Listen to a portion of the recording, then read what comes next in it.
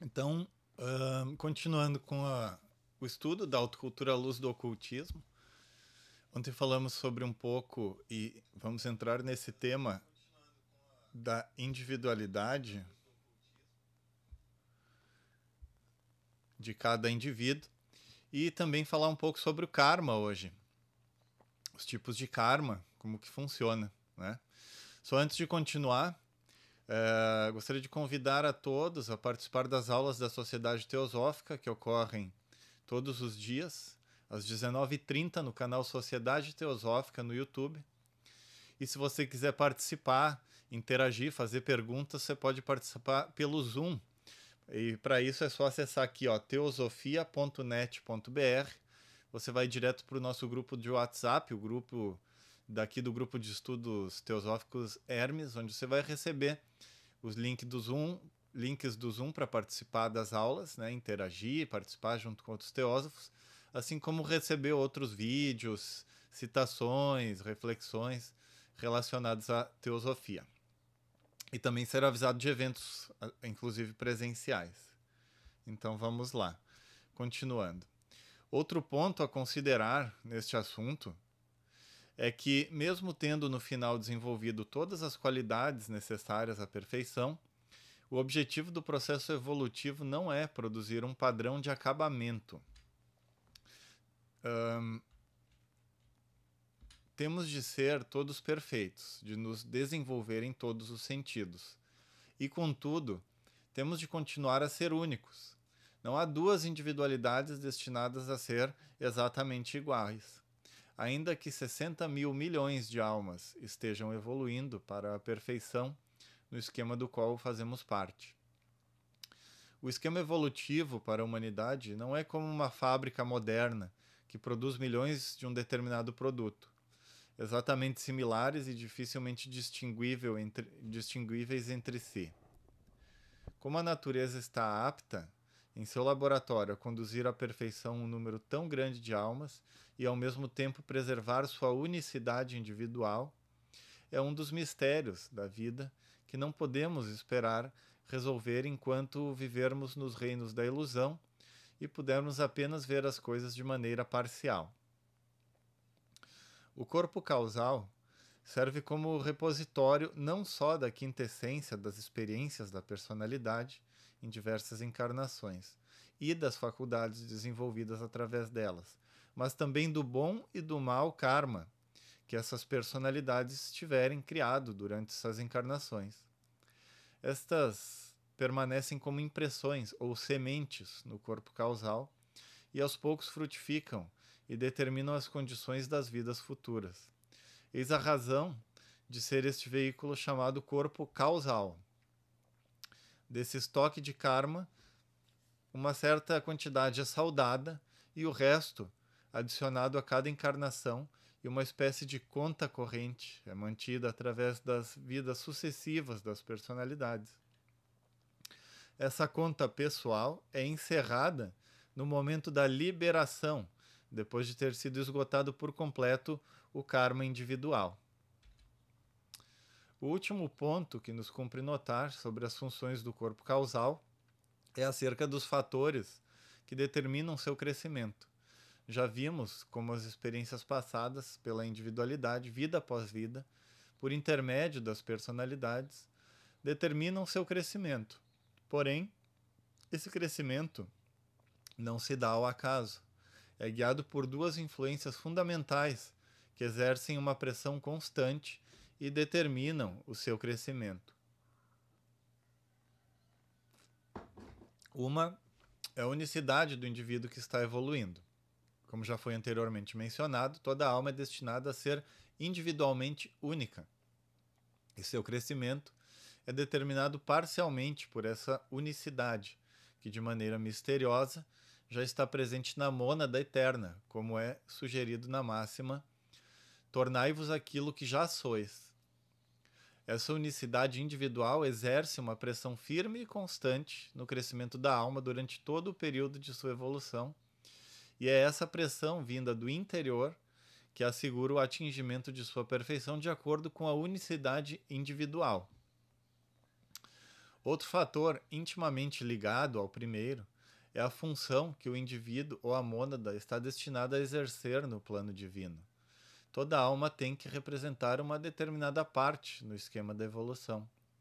E seu crescimento tem lugar de tal maneira que a alma possa representar sua parte eficientemente.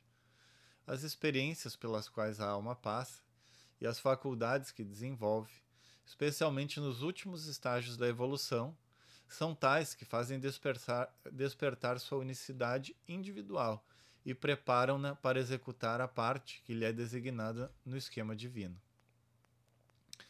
Ao que chegamos então no capítulo 11, que é o desenvolvimento da mente superior.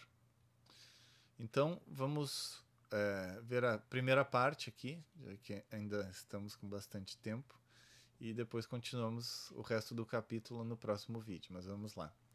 O desenvolvimento da mente superior. No último capítulo, tentou-se dar uma ideia do papel da mente superior em nossa vida e o veículo através do qual ela opera. Ao abordar essas questões relacionadas com os planos superfísicos, devemos ter o cuidado de não tomar as ideias vagas e gerais que temos no plano físico pelas realidades que elas visam representar, porque a gente está limitado pela linguagem, né, e tentando descrever algo que está para além do intelecto e da linguagem. Estas ideias devem ser tomadas apenas como sugestões indicadoras, por assim dizer, das realidades que estão por trás delas, e que poderemos conhecer somente quando o nosso desenvolvimento interior tornar possível sua percepção direta. Né? Por exemplo, ali ele fala, antes ele usou o exemplo, né? A conta corrente do karma. É óbvio que não existe uma conta corrente do karma, mas nós temos que usar a linguagem que temos disponível, né, para tentar descrever algo que está para além dela. No comum das pessoas é tão grande e generalizada a tendência de tomar as palavras pelas ideias e as ideias pelas realidades representadas pelas palavras, que se torna necessário pôr em constante evidência as enormes limitações com as quais operamos no plano físico. Um resultado direto dessa tendência é que facilmente ficamos satisfeitos apenas com as ideias sobre essas coisas, se não mesmo só com as palavras, e nos esquecemos de que entre a ideia sobre um objeto e o objeto há um abismo que tem de ser transposto se pretendemos realmente conhecer esse objeto. Muita gente vive falando sobre coisas da vida superior, esquecendo o fato de que está tratando apenas com ideias, e ideias muito vagas, por sinal. Não há mal em se discutirem essas ideias. De fato, é necessário um passo preliminar. Começa a ficar errado quando tendemos a satisfazer-nos com as ideias, em vez de irmos adiante à procura das realidades que estão por trás delas. E a Blavatsky fala disso, né? Na Voz do Silêncio, quando ela fala sobre as 3 salas. A segunda sala, a sala do aprendizado, vem justamente ao encontro disso, de que o aprendiz se satisfaz com as ideias e se atrapalha, fica preso, às vezes inclusive com a pérfida beleza, né, como diz a Blavatsky, onde embaixo de cada rosa há um espinho, porque não é o objeto real, não é a sala da sabedoria, a terceira sala, né? É a sala do aprendizado. E é preciso ter isso em mente, de não se demorar na sala do aprendizado. Como a Blavatsky diz na Voz do Silêncio, ela serve apenas para a tua própria provação e aprendizado. Antes de tratar dos métodos gerais que podem ser adotados para o desenvolvimento do corpo causal, é necessário preparar o terreno considerando alguns fatos relevantes para o problema focalizado. O primeiro ponto a ser notado a este respeito é que o desenvolvimento desse corpo, o mais externo veículo do Jivatma imortal, ou ego, como é chamado na literatura teosófica, ego com E maiúsculo, né? É um processo muito lento, tomando centenas de vidas até que chegue à perfeição. Disse que o número médio de vidas passadas na Terra entre a individualização e o atingimento do adeptado é de cerca de 777. Cerca de 700 destas são passadas na aquisição de experiências nas condições de selvagem a semi-civilizado, cerca de 70 obtendo experiências em condições civilizadas e aperfeiçoando a natureza moral, e as últimas 7 trilhando o caminho que conduz ao adeptado.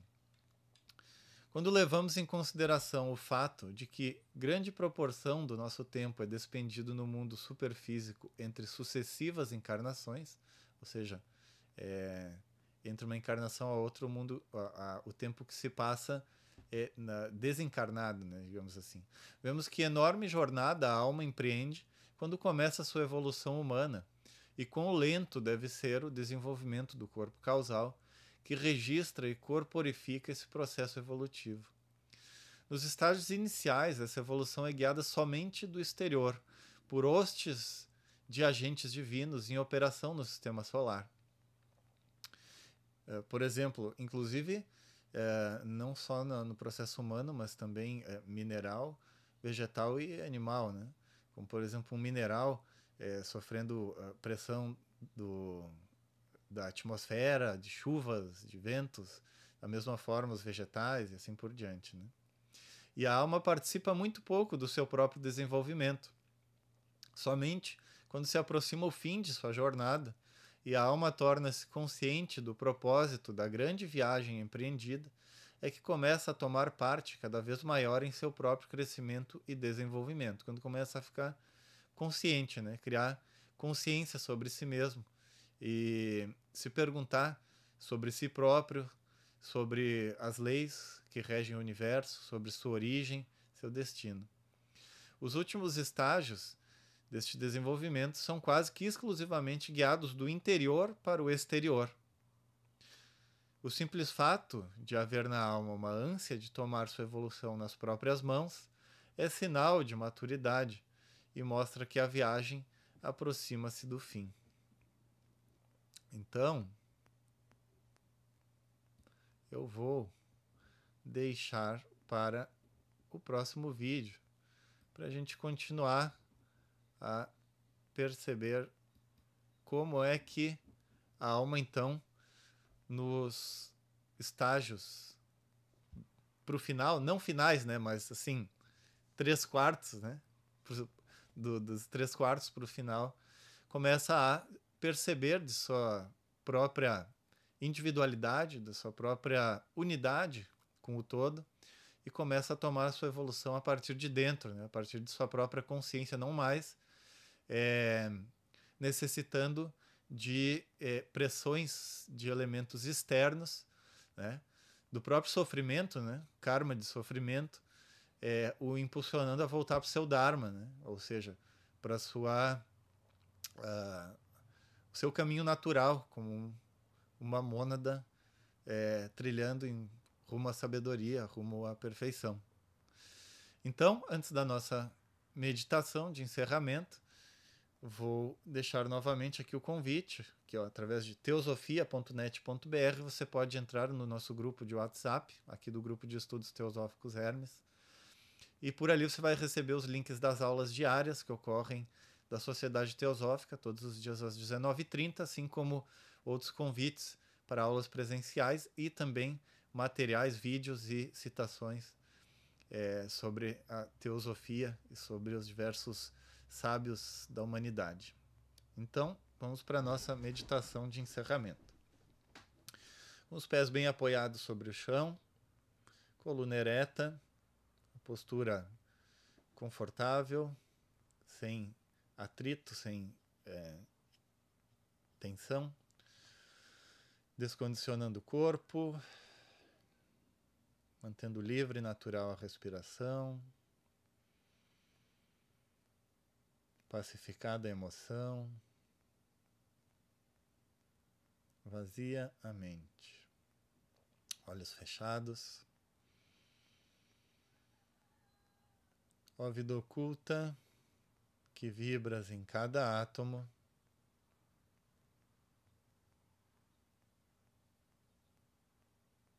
ó luz oculta, que brilhas em cada criatura,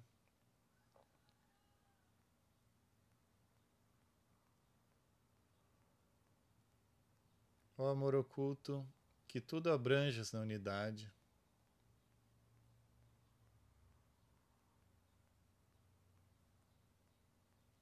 possa todo aquele que se sente uno contigo saber que por isso mesmo ele é uno com todos os outros. Vamos irradiar luz, paz, saúde em todas as direções.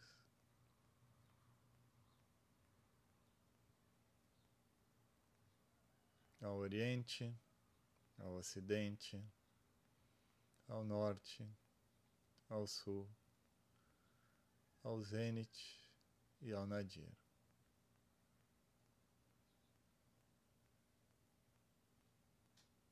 Que todos os seres sejam felizes,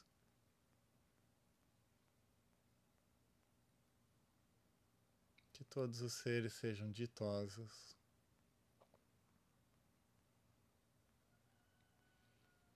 paz a todos os seres.